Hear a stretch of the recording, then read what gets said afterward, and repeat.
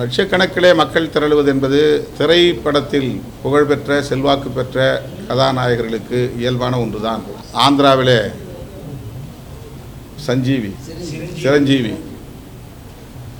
பவன் கல்யாண், அதைப்போல தமிழகத்திலே பல தலைவர்கள் இன்றைக்கு நாம் விஜயகாந்த் உட்பட விஜய் வரையிலும் பார்க்கிறோம். ஆனால் அவர்களால் கடைசி வரையில் தாக்கு பிடித்து நிற்க முடிகிறதா என்ற கேள்வி எழுகிறது.